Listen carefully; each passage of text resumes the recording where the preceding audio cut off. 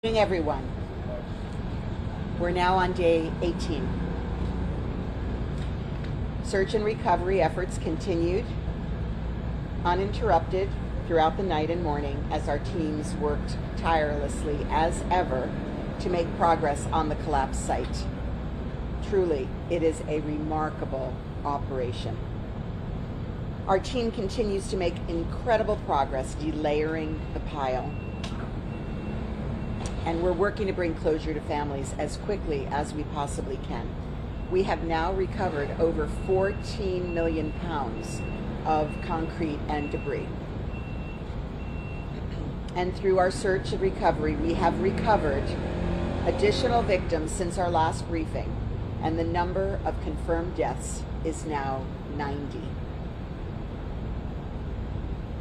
We've also made identifications as the police and medical examiner have continued also to work tirelessly to identify victims and then to notify next of kin in person immediately once identifications are made.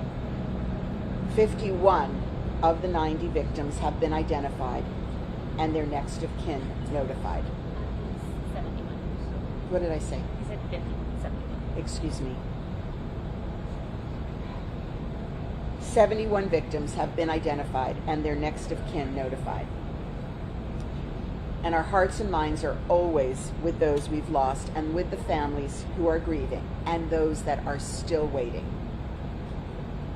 Our detectives are continuing to make progress in their audit and their diligent efforts of researching, verifying all reports on the unaccounted list and working with the families to open missing person police reports. And as a result, we have continued to move reports from the unaccounted to the accounted list. 217 people are now accounted for, and 31 people are potentially unaccounted for. It's also important to stress, as we have before, that we can only truly account for a missing person who is deceased once the identification is made. So the numbers are fluid and will continue to change, and they will continue to change as all of these efforts continue. Last night, we held a memorial walk along Collins Avenue with family members and first responders, Hatzalah, that's been on the scene from the beginning, and members of the Israeli Defense Forces. We took a moment to celebrate and thank the men and women of all the search and rescue teams from Miami-Dade Rescue, from our other cities and states around the country, and of course those from around the world who've been working 24 hours a day for the last 2.5 weeks. And we especially wanted to salute the Israeli team before they're departing today. In recognition of their unrelenting dedication and their compassionate service to our community and to the families and survivors of this tragedy, I was very proud to present the first 2 keys to the county as mayor that I've had the pleasure and pride to present. I presented them to Israeli Commander Golan Baksh and Colonel Edri Elad. So Miami-Dade Fire Rescue also presented the commander and the colonel with badges as we welcomed them as 2 new honorary members of our team, of our Miami-Dade Fire Rescue team. And the Florida Department of Emergency Management honored the IDF as well on behalf of the governor. This walk was truly a beautiful moment for those of us who were able to participate. Members of the community, our first responders, international partners, we all came together once again to recognize the enormous tragedy and the extraordinary efforts of everyone who has helped to get us through these difficult days and their tremendous heroism. So God bless all of our first responders and all of the families who have been so forever affected by this tragedy. Buenos días, aquí estamos en el día 18 de la tragedia. Los esfuerzos de búsqueda y recuperación continuaron ininterrumpidos durante la noche y a la mañana. Ahora hemos eliminado más de 14 libras de concreto y escombros. A través de la búsqueda y recuperación, hemos recuperado víctimas adicionales desde nuestra última sesión y el número total de muertes confirmadas ahora es 90. También hemos realizado más identificaciones a medida que la policía y los equipos de médicos forenses continúan trabajando incansablemente para identificar a las víctimas y luego notificar a los familiares más cercanos en persona inmediatamente una vez que se hacen las identificaciones. 71 víctimas han sido identificados y sus familiares notificadas. Nuestros corazones están siempre con aquellos que hemos perdido, las familias que están todavía esperando, doliendo y los que todavía están esperando. Ahora se contabilizan 217 personas y 31 personas están potencialmente desaparecidas. Dios bendiga a nuestros socorristas y a todas las familias afectadas por la tragedia y todos ustedes que están orando con nosotros. Gracias.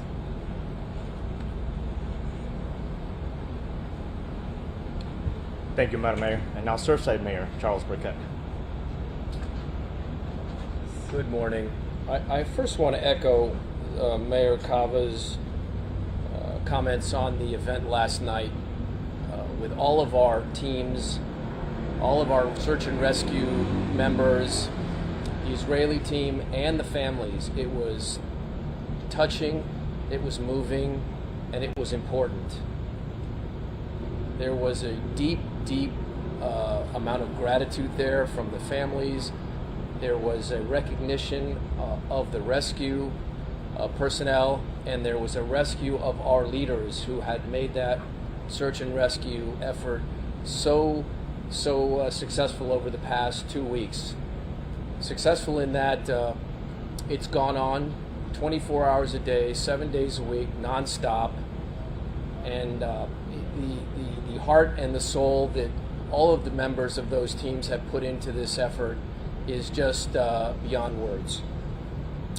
I want to touch on a meeting that I had yesterday with our engineer regarding the Champlain North Towers. We are constantly in there doing visual inspections, and as I've said before, core samples had been sent, and apparently we're getting back some of the results. The early results on the concrete is that the concrete strength is very good and at or beyond the levels at which it should be. We're doing they're analyzing the contents and substance of the concrete, and that's going to take a little longer, but in any event, slabs are being measured, thicknesses are being assessed, weight of additional tile and finishes is also being looked at, and all these tests are being done at different times of the day. Given that our engineer has said that those buildings are breathing entities and that what goes on in the middle of the day is different than what goes on at night. After my visit this morning to the site, the intensity of the work seems to have increased further.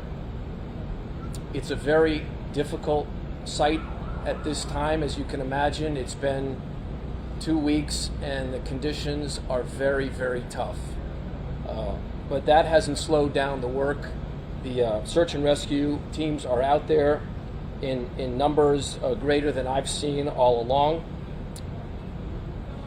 There continues to be heavy machinery undertaking very delicate scratching of the surfaces with our teams nearby, so they're utilizing every tool they have. The work is still so delicate that we've even found unbroken wine bottles in the rubble and recovered them. We're also finding personal possessions as small as rings, which are also being returned to the site storage area, categorized, photographed, and saved for the families.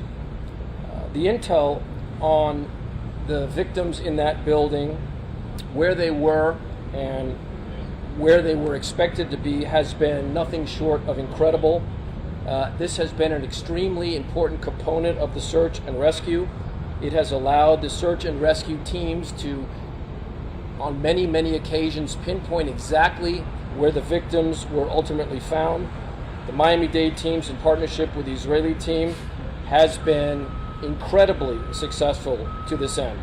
Lastly, just as a note, one of the things that we've always looking for in the search were the stairwells, because the stairwells were thought to be areas of refuge.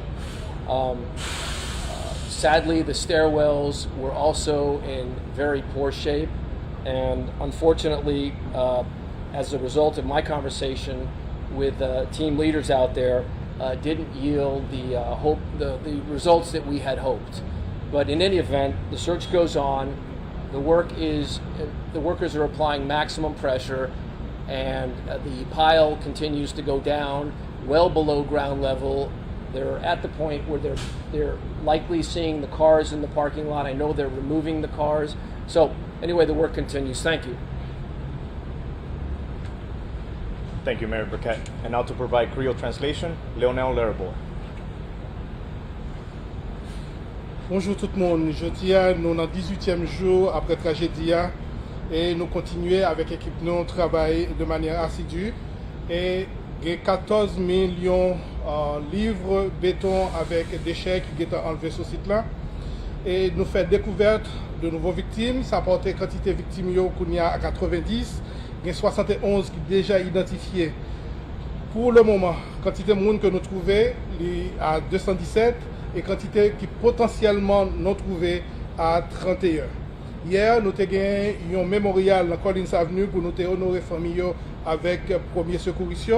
C'était un moment pour nous être capables de partager espoir avec tout le travail que nous avons fait. Maintenant, ça que nous faisons, nous célébrons Mounsayo qui travaille assez dur et nous avons accordé clé avec le commandant Israël là qui était sur place. Et deux clés ça étaient allées à Golan Vatch, qui est commandant Israël là, avec Edric Elad, qui est dans Miami-Dade, dans la police Miami-Dade. Moun sa yo gagné titre honoraire que nous baillons, titre honorifique que nous baillons, et c'est avec contribution département Floride pour service d'urgence et dans nos gouverneurs Floride là. Tragédie ça, c'est une tragédie qui est immense. Nous continuons à travailler et nous demandons tout le monde pour nous continuer à espérer que nous sommes capables de sortir en balle. Merci en pile. Thank you, Mr. Lerabor. We're going to be taking questions now. Please wait to be selected and state who the question will be for. With regards to USA Today, I have two quick questions, if I may. The first one is for Fire Chief Quincy. We've seen, obviously, we talked about the extraordinary amount of dust. All last night, I could see what appears to be water, maybe trying to tamp that down. Can you talk about why the dust probably seems to be worse now and what the department is doing to try to control it? Yes, good morning. In regards to the dust overall, the inclement weather throughout this whole operational periods has assisted in the sense of minimizing the dust. Obviously, with the days with minimal rain, as the work continues in cutting and removing debris, it increases the dust production. So we have several different fire trucks, suppression units out, which we dampen the piles as we're going through to try to minimize that impact. We've been air sampling, monitoring all throughout what we would say the hot zone, which is actually the rubble pile where we're working, as well as a perimeter around the warm zone. So we're constantly monitoring the areas, what we're sampling in regards to the dust, the debris, there, particulates in the air, and monitoring around the area as well. So by doing that, by moisturing, it's minimizing the disbursement of the air particulates throughout. And then, wait, I'm sorry, one quick follow-up, if I may, for Terrence. The structural engineering company that was hired by Surfside to look at the South North Tower has said that they've been trying to get access for a while to be able to sample the debris from the South Tower, but that Miami-Dade police declared it a crime scene on the first day, and it's not allowing them access to that debris to sample it. Can you speak to if that's true, and if so, when and if they're going to get access to that debris to sample? Good morning. Yes, that is true. Unfortunately, this is an active investigation. Right now, we're recovering victims as we've been.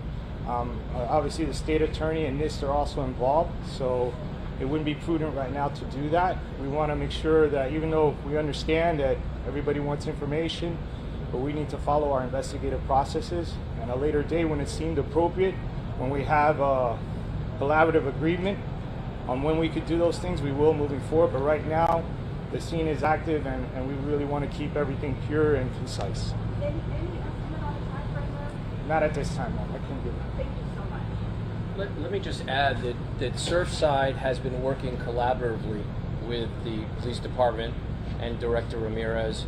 We haven't been necessarily denied access. I've had access every single day. I've had access to all those columns. I've taken pictures of those columns. I've actually brought our expert out to those columns. So it's not that we haven't been given access, and I don't think that was not, I think it was maybe mischaracterized. I think we're eager to get involved, and we're going to wait until it's the right time to get involved, and we stand by, ready, willing, and able to do that as soon as we are given that permission. So it's all good.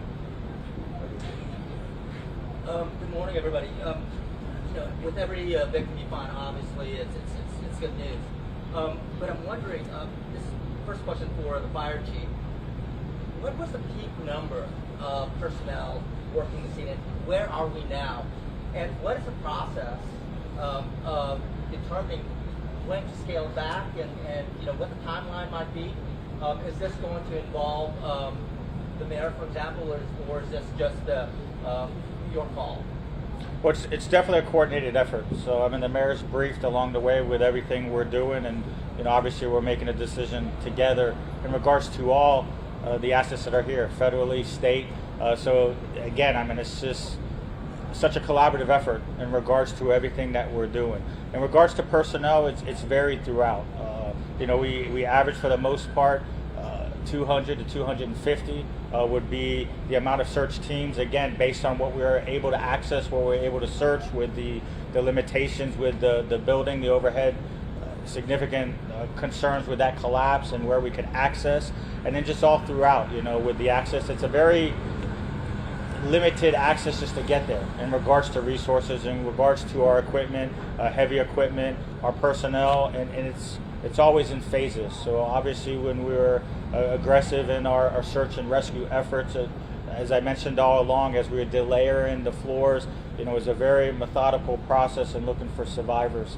As we continued along with the process, we incorporate different resources, different tactics, more personnel, some search and rescue components of our Florida task force, as well as other resources, just personnel manpower to help assist removing debris.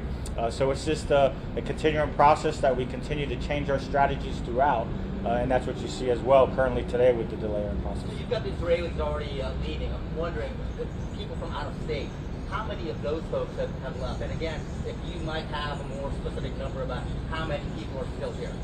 Yes, well, overall, in regards to our task force, we currently have Florida Task Force 1 from Miami-Dade, Florida Task Force 2, led by the City of Miami and other municipal departments, Indiana, Pennsylvania. Virginia is in the process of demobilization, so they've already, in that pipeline, it takes anywhere 24 to 48 hours in regards to demob. Also, New Jersey and Ohio, we have on standby, so they're starting that process. So they're not there per se where they're done with the mission and assisting us, but it's in motion. And we'll just continue that process throughout. We also have, we transitioned in regards to our heavy equipment that came through. So, originally we had a certain vendor, certain components assistant, and now we've transitioned to other vendors, other machinery, large equipment coming on site. And also we're looking at different personnel to utilize to assist with debris removal. So a month more, 3 more weeks, 2 months? That's where it's so tough. I know we're looking for a pinpoint, and I just don't want to give a date and then we move one way or the other. And that's why we've always said, 14 to 21 days. Definitely I think we're closer to the 14-day. And it could even move up in regards to fire and our task force. I mean, this is going to be ongoing for a long time. And, obviously Director Ramirez can comment on their side and what involvement they'll have in that time frame. But it's just so difficult to pinpoint, an exact date. I mean, obviously, right now we're full speed still with the search and recovery efforts, and we want to continue that aspect into every victim's time. Thank you, Chief. Question.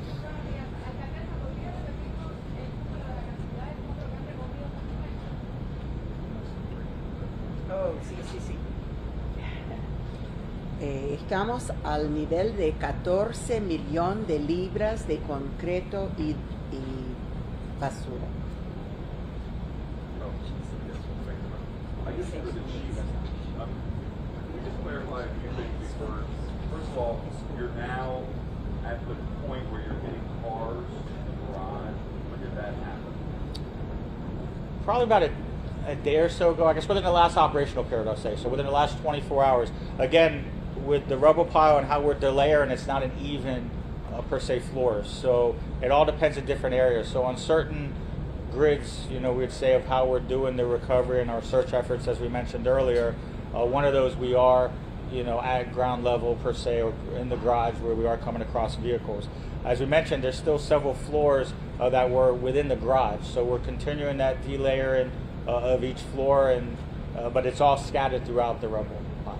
And the Indiana and Pennsylvania teams, when will they be? We don't have an exact time frame for them yet. Again, it's all a process. So the same way it was a process how we scaled up with our local assets, and then our Florida assets, and then obviously with our federal assets, it's kind of the same process now. So as we go through with our efforts and what we're doing, we will go through that process of demobilizing each team. And the last thing to clarify, you said 14 to 21 days, now it's closer to 14. What's the start of that time period? July 5th, or what's that mean? Yeah, I don't have the exact date. I guess we're looking for windows. We can provide that information of where we came to that original 14, 21 days, and but again, that's just what I want to emphasize. It's tough for us to really try to pinpoint, exactly, time frame of what we expect that we'll be able to delay all the debris. And we'll have the last 3 questions right here. It's a two-part question.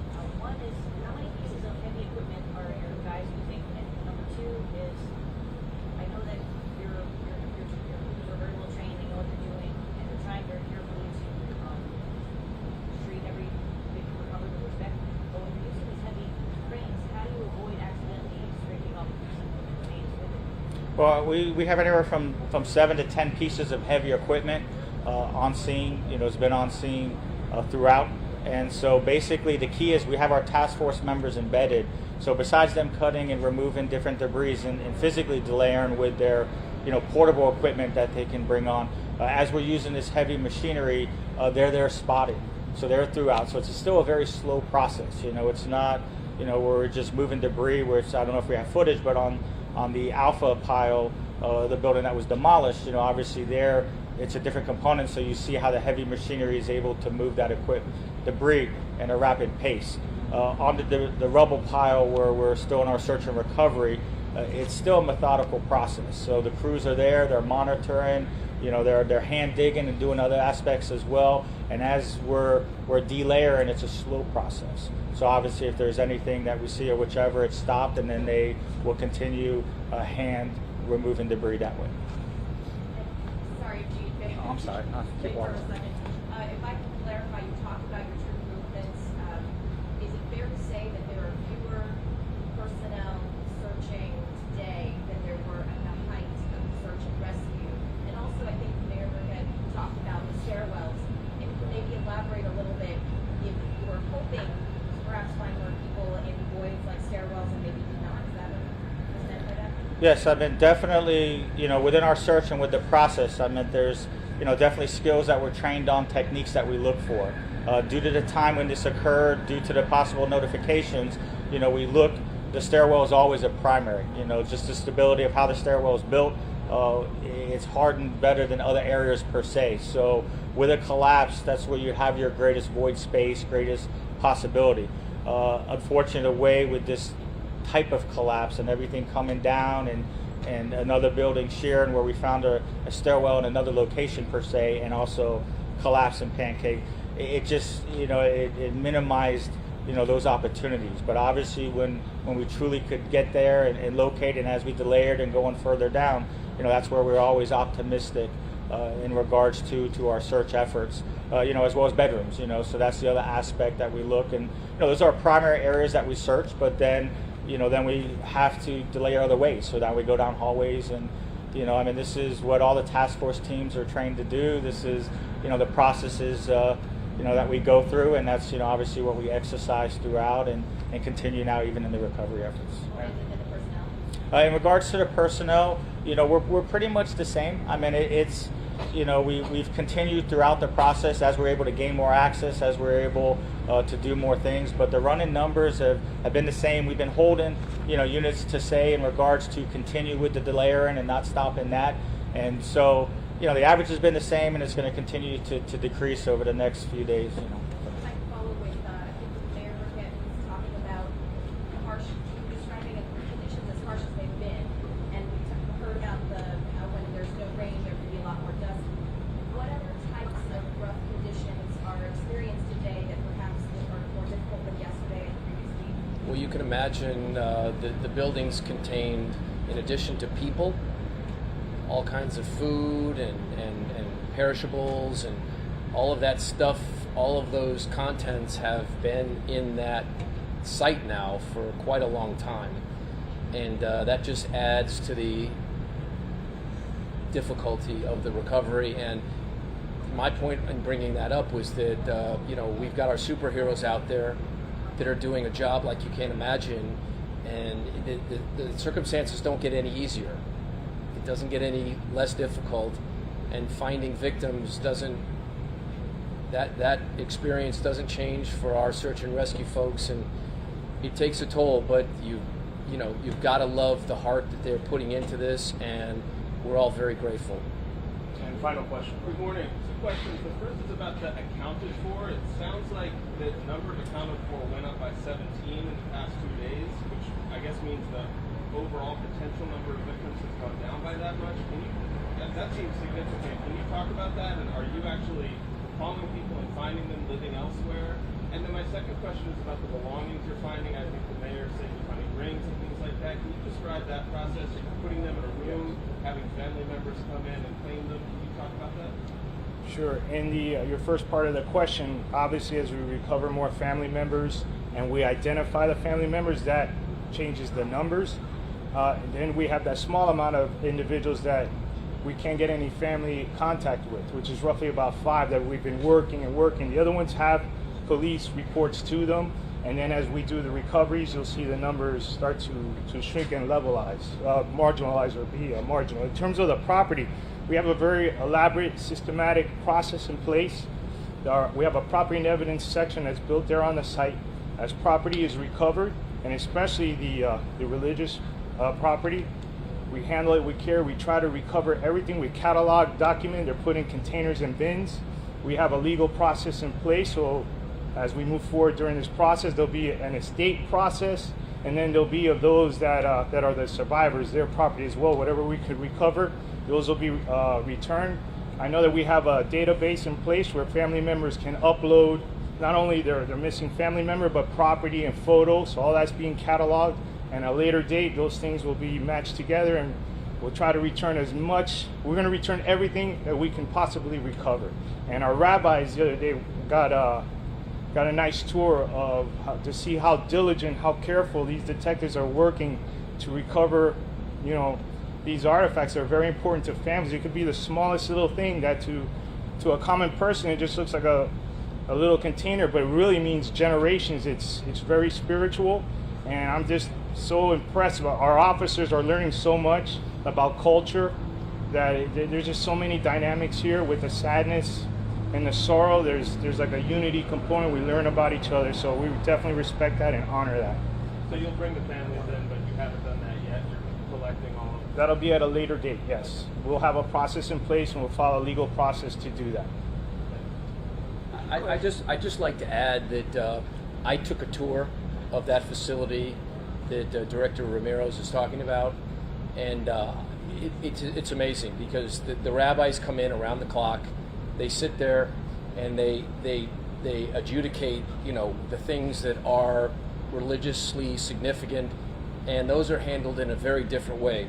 I have a picture here of Commander Golan with his glove actually retrieving a ring that he believes belongs to Brad Cohen, who is the daughter of the 12-year-old girl that I found praying at the site over her father. a few days into the tragedy who gave me this little bracelet, which I wear all the time now. But it's amazing the connection that there is between the search and rescue teams and the families. They're just not out there disconnected and looking for stuff.